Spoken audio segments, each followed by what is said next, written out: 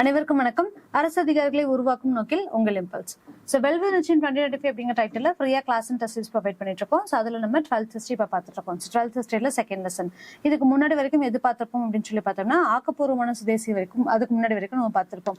அதாவது சுதேசி அப்படிங்கக்கூடிய சிந்தனை எப்படி வந்துச்சு, சுதேசியை பத்தின ஒவ்வொருத்தவங்களுடைய கருத்துக்கள் என்னவா இருந்தது, சுதேசி காந்தியடிகளுடைய காலத்தோட எப்படி பின்பற்றப்பட்டுச்சு, அதுக்கு முன்னாடி என்ன கருத்துக்கள் கொண்டு வந்தாங்கலாம் நம்ம பார்த்திருப்போம். ஓகேங்களா?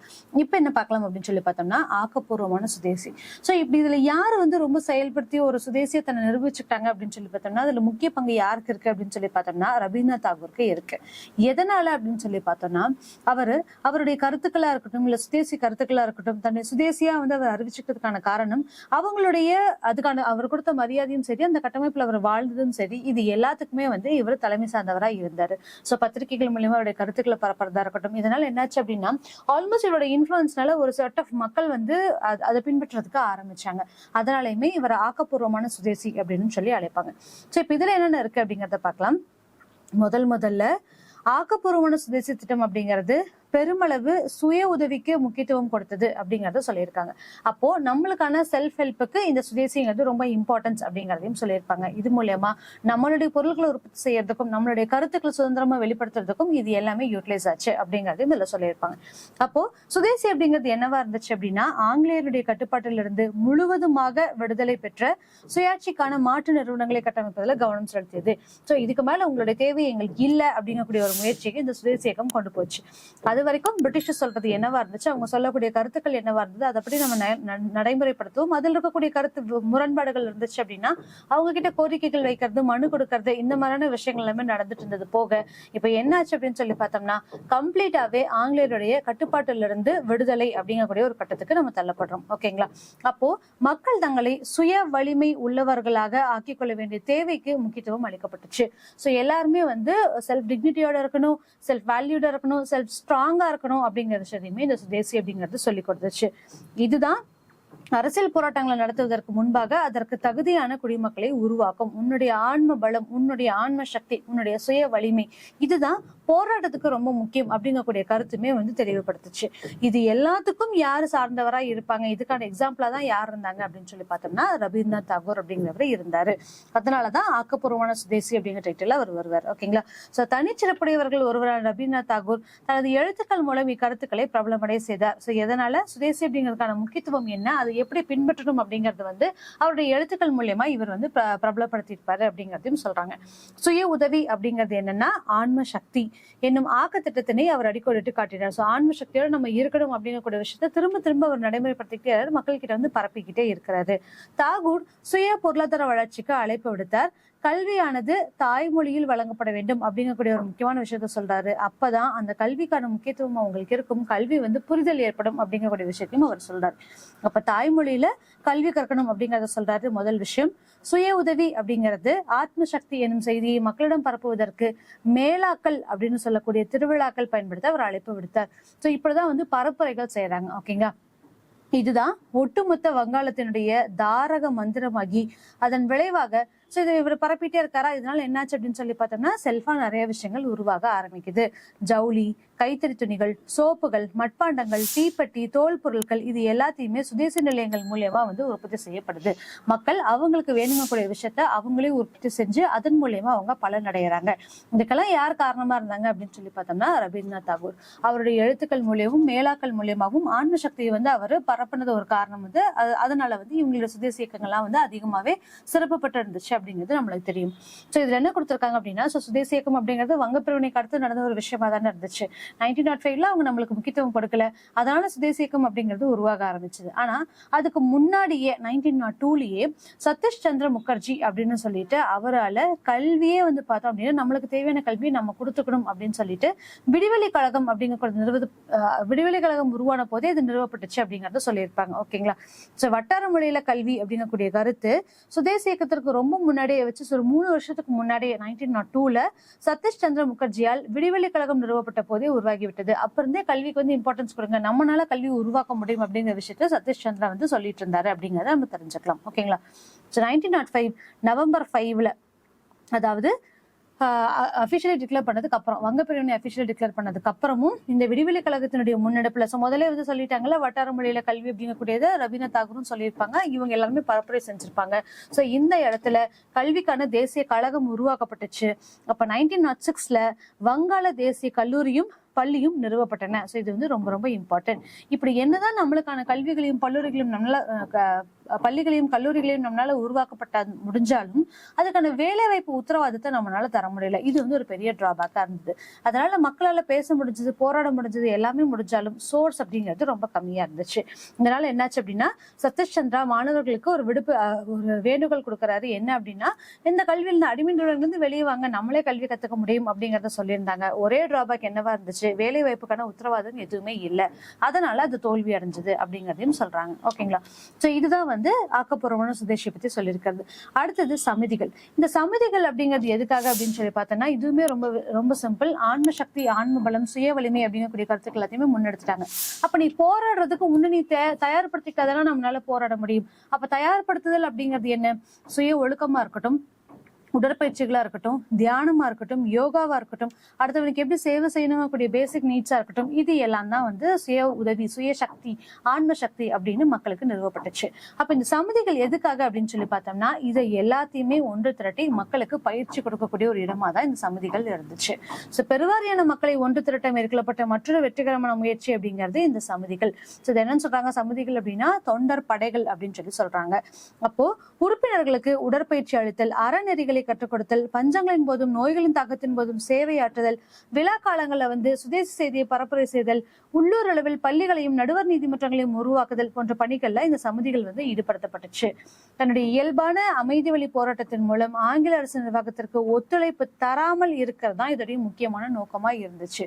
சோ அது வரைக்கும் பிரிட்டிஷருக்கு நம்ம சப்போர்ட் பண்ணிட்டு இருந்தோம், அவங்களுடைய கருத்துக்களுக்கு நம்ம வணங்கிட்டு இருந்தோம், என்ன சொல்லிட்டு இருந்தாங்களோ அதை நம்ம ஏத்துக்கிட்டு இருந்தோம். ஆனா இந்த சமிதிகளுடைய முக்கியமான நோக்கம் என்ன அப்படின்னா, பிரிட்டிஷர் சொல்றதை ஏத்துக்க கூடாது அப்படிங்கிறது ரொம்ப தெளிவா இவங்க இருந்தாங்க. ஓகேங்களா?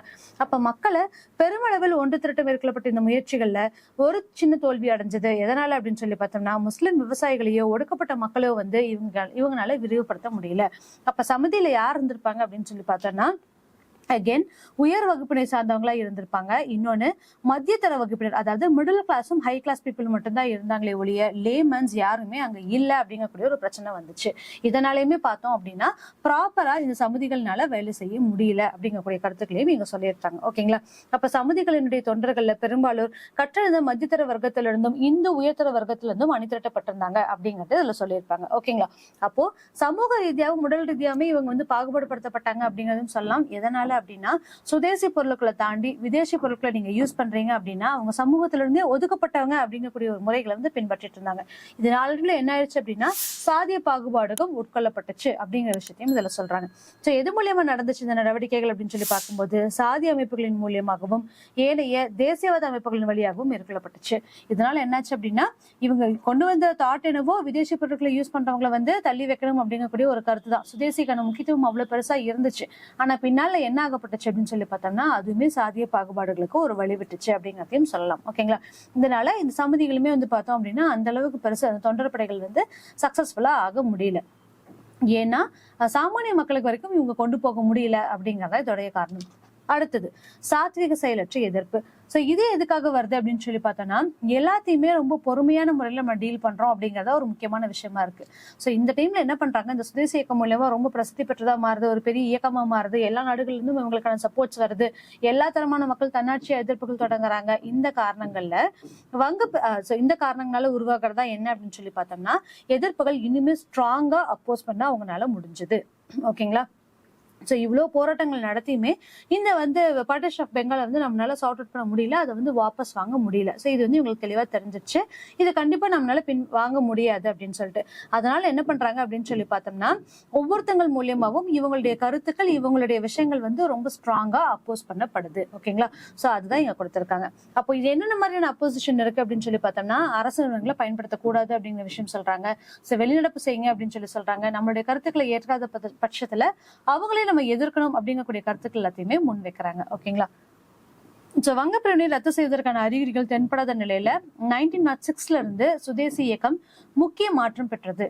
பெரும்பாலான தலைவர்கள் இவ்வியக்கத்தை பயன்படுத்தி நாடு முழுவதும் அரசியல் சுதந்திரம், அப்படி இல்லைன்னா சுயராஜ்யம். சோ இது வந்து அடுத்த கட்டத்துக்கு போகுது. என்ன அப்படின்னா ஒரு விடுதலை போராட்ட முயற்சியா அந்த சுதேசி இயக்கம் உருவாக ஆரம்பிக்குது. அப்போ நாடு கடந்த ஒரு எல்லாத்துக்குமே நாடு முழுவதும் ஒரு அரசியல் சுதந்திரம் எங்களுக்கு வேணும், அப்படி இல்லைன்னா சுயராஜ்யம் எங்களுக்கு வேணும் அப்படிங்கக்கூடிய கருத்தை வந்து பரப்புரை செய்ய ஆரம்பிக்கிறாங்க. இதுல யாரு முக்கியமானவங்க அப்படின்னு சொல்லி பார்த்தோம்னா அரவிந்த் கோஷ், பிபின் சந்திரபால் போன்ற தலைவர்களாலும் ஏனைய தீவிர தேசிய தலைவர்களாலும் கடுமையாக விமர்சனம் செய்யப்பட்டுச்சு. சோ என்ன அப்படின்னா எங்களுக்கான சுதந்திரத்தை எங்களுக்கு கொடுத்துருங்க அப்படிங்கக்கூடிய விமர்சனங்கள் இங்க வைக்கப்பட்டாங்க. அவங்களுடைய புதிய வழிகாட்டுதலின் கீழ் சுதேசி நிகழ்ச்சி நிரலில் பின்வருவன இணைத்துக் கொள்ளப்பட்டுச்சு. என்ன அப்படின்னா அந்நிய பொருட்களை புறக்கணிப்பது, இது வந்து ஃபர்ஸ்ட் பாயிண்ட். செகண்ட் பாயிண்ட், அரசு பள்ளிகளையும் கல்லூரிகளையும் புறக்கணிக்கணும் அப்படிங்கிறது செகண்ட் பாயிண்ட். தேர்ட் வந்து நீதிமன்றங்களை புறக்கணித்தல். சோ எந்தெந்த இடத்துக்குலாம் டிமாண்ட்ஸ் இருக்கோ, எந்தெந்த இடத்துல நம்ம போய் பணிபுரியணுமோ அது எல்லாத்தையுமே அப்போஸ் பண்ணுங்க, புறக்கணிங்க அப்படிங்கக்கூடிய விஷயத்த சொல்றாங்க. பட்டங்களை திறந்து விடுதல், அரசு பணிகளை கைவிடுதல், ஆங்கிலேயருடைய அடக்குமுறை தாங்க இல்லாத அளவுக்கு சென்றுச்சு அப்படின்னா நம்ம ஆயுத போராட்டத்துக்குமே வந்து தயங்காம இருக்கணும் அப்படிங்கக்கூடிய விஷயங்களை வந்து முன்னெடுக்கிறாங்க. சோ அது வரைக்கும் அமைதி வழியில போயிட்டு இருந்தக்கூடிய மிதவாதிகளா இருக்கட்டும், இல்ல அவங்களுடைய கோரிக்கைகளை ஸ்ட்ராங்கா இருக்கக்கூடிய தீவிரவாதிகளா இருக்கட்டும், எல்லாருமே சேர்ந்து இணைந்து இந்த விஷயங்கள் எல்லாத்தையுமே ஃபாலோ பண்ண ஆரம்பிக்கிறாங்க. நம்மளுக்கு வேற ஆப்ஷனே கிடையாது. நீ அவனை எதிர்க்காத வரைக்கும் அவன் உன்னை சப்ரஸ் பண்ணிக்கிட்டே தான் இருப்பான், அவங்களை அடிமைத்தனத்துல வச்சுக்கிட்டே தான் இருப்பாங்க அப்படிங்கிற விஷயத்தை இவங்க தெளிவா சொல்றாங்க.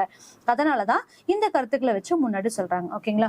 சோ இந்த இயல்புகளை கொண்ட போராட்டங்களுக்கு மிக பெருமளவிலான மக்களை திரட்டுவது அப்படிங்கிறது ரொம்ப முக்கியம். ஏன்னா கருத்துக்கள் அவ்வளவு பெருசா இருக்கு, அவ்வளவு ஸ்ட்ராங்கா இருக்கு. அப்ப அப்போஸ் பண்றவங்க நான் ஒருத்த மட்டும் போய் இப்ப என்னோட கருத்துக்களை நான் சொல்றேன், இல்ல நான் கவர்மெண்ட்ல போக மாட்டேன், நான் வந்து நீதிமன்றத்தை புறக்கணிக்கிறேன், நான் படிக்க மாட்டேன் அப்படின்னு நான் மட்டும் சொன்னேன்னா அது எந்த அளவுக்கு பிரசித்தி பெற்றதா மாறும்? சோ கண்டிப்பா இல்ல. அதனால மக்களுடைய பெரும் கூட்டம் சேர்ந்துச்சு, ஒவ்வொருத்தங்களும் ஒர்க் பண்ற ஒவ்வொருத்தங்களும் வெளிநடப்பு செய்யணும் அப்படிங்கக்கூடிய ஒரு கருத்து அப்படிங்கிறது முன் வைக்கப்பட்டுச்சு. ஓகேங்களா? அப்ப மதத்தோடு பண்டைய பாரம்பரிய பெருமைகளையும் இணைத்துக் கொள்வது அப்படிங்கிறது இந்த இயக்கத்துடைய மிக முக்கியமான கூறாச்சு அப்படின்னு சொல்லி சொல்றாங்க. சோ இப்ப என்ன சொல்ல வராங்க, மதம் சார்ந்த இம்பார்ட்டன்ஸ் எல்லாம் எதுவுமே கொடுக்காம இருந்தாங்கல்ல, அதுவுமே இதுல இம்பார்ட்டன்ஸ் கொடுக்கணும் அப்படிங்கக்கூடிய விஷயங்கள் சொல்லப்பட்டுச்சு. ஓகேங்களா? சோ மொத்தமா ஒரு 5 விஷயங்கள் கொண்டு வராங்க. எல்லாத்தையுமே நம்ம புறக்கணிக்கணும் அப்படிங்கக்கூடியத சொல்றாங்க. இதுக்கு மேல நம்ம பொறுமையா இருந்தோம் அப்படின்னா ஒண்ணுமே வேலைக்கு ஆகாது அப்படிங்கிற விஷயத்துக்கு வந்துட்டாங்க. சோ அதை தாண்டி நம்மளுடைய பெருமைகளையும் நம்ம பேசணும், நம்மளுடைய கருத்துக்கள், நம்மளோட ரூட்ஸ் அப்படிங்கறத நம்ம மறந்துடக்கூடாது அப்படிங்கக்கூடிய கருத்துக்களையும் இதுல முன்வைக்கிறாங்க. ஓகேங்களா? சோ இதுதான் இதுல இருக்கக்கூடிய ஒரு முக்கியமான விஷயம். சோ அடுத்தது தீவிர தேசியவாதம். இப்ப என்ன பண்றாங்க, இந்த மாதிரி ஒவ்வொரு கருத்துக்களா சொல்ல வச்சுட்டு இருக்காங்களா, சொல்லிட்டு இருந்தாலும் அவங்களுடைய பற்று அப்படிங்கிறது, அவங்களுடைய தேசியவாதம் அப்படிங்கிறது ரொம்ப முன்னெடுத்து கொண்டு செல்லப்படுது. சோ அப்பதான் இவங்க என்ன கருத்துக்கள் சொல்ல வராங்க அப்படிங்கறத அவங்களுக்கு புரியணும் அப்படிங்கிற ஒரு காரணத்தினால அப்ப தீவிர தேசியவாதத்தை இயக்குன முன்னாடி இருக்கக்கூடிய ஒரு முப்பெரும் தலைவர்கள் யார் அப்படின்னு சொல்லி பார்த்தோம்னா ரொம்ப இம்பார்ட்டன்டான தலைவர்கள் அப்படின்னு சொல்லலாம். சோ லால் பால் அப்படின்னு சொல்லக்கூடியதுதான். சோ லால் அப்படிங்கிறது லாலா லஜபதி ராய், பாலகங்காதர திலகர், அடுத்தது பிபின் சந்திரபால். சோ இவங்க தான் வந்து முதல்ல சொல்லியிருப்போம். அப்ப லால் பால் அப்படின்னு சொல்லிட்டு இவங்க என்ன பண்றாங்க அப்படின்னு சொல்லி பார்த்தோம்னா இவங்க 3 பேர் தான் எப்பவுமே சப்போர்ட்டர்ஸா இருப்பாங்க, சேர்ந்தே இருப்பாங்க, எந்த போராட்டங்களையுமே ஒட்டக்கா சொல்றாங்க. சோ அதனாலதான் இவங்க 3 பேரு லால் பால் அப்படின்னு சொல்லி அழைக்கப்படுறாங்க. ஓகேங்களா? சோ இவங்களுடைய இயக்கம் என்னவாச்சு அப்படின்னு சொல்லி பார்த்தோம்னா மகாராஷ்டிரம், வங்காளம், பஞ்சாப் இந்த 3மே வந்து சுதேசி இயக்க காலப்பகுதிகளில் தீவிர தேசியவாதத்தினுடைய மைய புள்ளிகளா இருந்துச்சு. ஏன் அப்படின்னா இவங்களோட இன்ஃப்ளூயன்ஸ் அவங்க ரொம்ப ஜாஸ்தியா இருந்துச்சு அப்படிங்கறத சொல்றாங்க. அப்ப தீவிர தேசியவாத தலைவர்களை இன்னொருத்தங்க, இந்த 3 பேர்த்த சேர்த்து இன்னொருத்தங்க முக்கியமா இருக்காங்க. யார் அப்படின்னு சொல்லி பார்த்தோம்னா அரவிந்த் கோஷ். கடைசியில் இந்த அரவிந்த் கோஷ் என்னன்னாரு அப்படின்னு சொல்லி பார்த்தோம்னா பிரிட்டிஷர்ஸுடைய சப்ரஸுக்கு தாங்க முடியாம பாண்டிச்சேரியில போய் இவர் வந்து சாமியாரா மாறிட்டாங்க. கடைசியில் அவருடைய விஷயங்கள் சொல்ல முடியல அப்படிங்கறத சொல்லியிருப்பாங்க. ஆனாலுமே சுதேசி இயக்கம் தோன்றும் போது இந்த 3 முக்கிய தலைவர்களோட சேராது இன்னொருத்தர் யார் இருப்பாங்க அப்படின்னு சொல்லி பார்த்தோம்னா அரவிந்த் கோஷ். இவங்கதான் என்ன பண்ணிருப்பாங்க அப்படின்னா இந்த தீவிர தேசியவாத இயக்கத்தையே வந்து முன்னெடுத்து கொண்டு போயிருப்பாங்க. மக்கள் ஒவ்வொருத்தவங்க கிட்டயுமே கொண்டு போய் அதை ரீச் பண்ணியிருப்பாங்க. ஓகேங்களா? அப்போ தொடக்க கால இந்திய தேசியவாதத்துடன் ஒப்பிடுகையில் இவ்வகைப்பட்ட தேசியவாதம் மிகவும் உறுதி உடையதாய் இருந்துச்சு. ரொம்ப ஸ்ட்ராங்கா அவங்களோட அப்போசிஷனை வெளிப்படுத்தினாங்க அப்படிங்கறத இது மூலியமாவே நம்ம தெரிஞ்சுக்கலாம். அப்ப மிதவாத தேசியவாதிகள், தீவிர தேசியவாதிகள் இந்த 2 குழுவினருமே ஆங்கில ஆட்சியினுடைய தீமைகளை நன்கு அறிஞ்சவங்களா இருந்தாங்க. ஏன் அவங்களுடைய தேவைகளை மட்டும்தான் அவங்க வந்து பூர்த்தி செஞ்சுக்கிறாங்க, நம்மளுடைய தேவைகளையும் நம்மளுடைய கருத்துக்களையும் வந்து அவங்க கேட்கல அப்படிங்கறதுலயும் இவங்க ரொம்ப தெளிவா இருக்காங்க. அப்போ மிதவாதிகளுக்கும் சரி தீவிரவாதிகளுக்கும் சரி இவங்களுடைய ஆட்சி எப்படி இருக்கு அப்படிங்கக்கூடிய கருத்துக்கள் அவங்களுக்கு நல்லாவே தெரிஞ்சிருந்துச்சு. ஓகேங்களா? அப்போ பேச்சுவார்த்தைகள் மூலியமாவோ விண்ணப்பங்கள் மூலியமாவோ இவங்களை வந்து நம்ம வந்து ப்ராப்பரா பாத்துக்கலாம் அப்படின்னு சொல்லி பார்த்தோம் அப்படின்னா அந்த ஒரு நம்பிக்கையில வந்து இவங்க செயல்படுறாங்க. ஓகேங்களா? விண்ணப்பங்கள் மூலமும் ஆள்வோரை சமாதானம் செய்து இந்தியாவை சீர்திருத்த விடலாம் என்ற நம்பிக்கையின் அடிப்படையில் செயல்பட்டனர். ஆனா என்ன பண்றாங்க, யார் இவங்க? மிதவாதிகள். ஆனா என்ன பண்றாங்க அப்படின்னா, இந்த சரிப்பட்டே வராது, நீங்களே அப்படி இருந்துக்கோங்க, நாங்க இது செயல்படுறதுக்கு தயாரா இல்லை அப்படின்னு சொல்லிட்டு இவங்களுடைய கருத்துக்கு இவங்க வந்து அப்போஸ் பண்ணி நிக்கிறாங்க. தீவிர தேசியவாதிகள் காலனி ஆட்சியாளர்கள் பேரரசுக்கு சாதகமானவற்றை விட்டுத்தர விரும்ப மாட்டார்கள். அதனால அவர்கள் ஒருபோதும் காரணங்களை ஏற்றுக்கொள்ள மாட்டார்கள் அப்படிங்கறத சொல்றாங்க. நீங்க சொல்றதெல்லாம் கரெக்ட், அது அவங்க ஏத்துக்கணுமே, நீங்களே ஏன் போய் அவங்க கிட்ட அந்த கருத்துக்களை முன் வச்சுக்கிட்டே இருக்கீங்க, அவங்கதான் ஏத்துக்கிறதுக்கு தயாராகவே இல்லையே அப்படிங்கறதுல இந்த தேசிய தீவிரவாதிகள் அப்படின்னு சொல்லக்கூடிய தீவிர தேசியவாதிகள் வந்து ரொம்ப தெளிவான இடத்துல அவங்க இருக்காங்க அப்படிங்கறத சொல்லலாம். அப்ப தீவிர தேசியவாதம் அதுவரை தந்து கொண்டிருந்த அரசியல் நெருக்கடியினுடைய தன்மையை வந்து மாத்துச்சு. எப்படி அப்படின்னா, கற்றறிந்த இந்திய மக்களிடையே பொது கருத்து வழங்கிய நெருக்கடி என்பது வெகு ஜனங்களினுடைய எதிர்ப்பு ஏற்படுத்திய நெருக்கடியாக மாறுச்சு. இது வந்து வெறும் இவங்களுடைய நெருக்கடியா கிடையாது, இருக்கக்கூடிய ஒவ்வொரு லேமான்ஸும் வந்து அவங்களுக்கு அப்போஸ் பண்ண ஆரம்பிக்கிறாங்க. அடித்தட்டு மக்கள், ஒடுக்கப்பட்ட மக்கள், சராசரி மக்கள் எல்லாருமே இணைஞ்சு இவங்களுக்கு அப்போசிவா இருக்காங்க அப்படிங்கக்கூடிய கருத்துக்களை இவங்க சொல்ல வராங்க. ஓகேங்களா? அப்ப மிதவாத தேசிய கூட்டத்துடன் ஒரு தொடர்பை தக்க வைத்துக் கொண்டது. அமைதி வழி போராட்ட முறைகளை மீறி இதுல இருந்து ஒரு ரொம்ப முக்கியமான விஷயம் என்ன அப்படின்னா, இவங்க அமைதி வழி போராட்டம் தான் நடத்தணும் அப்படின்னு சொல்லியிருப்பாங்க. தீவிர தேசியவாதிகளை பொறுத்த வரைக்கும் பார்த்தோம் அப்படின்னா அமைதி வழி போராட்டம் செயல்பட முடியாதுன்னு சொல்லியிருப்பாங்க. ஆனாலுமே எல்லா கட்டத்திலயும் இவங்களுமே வந்து அத்துமீறல.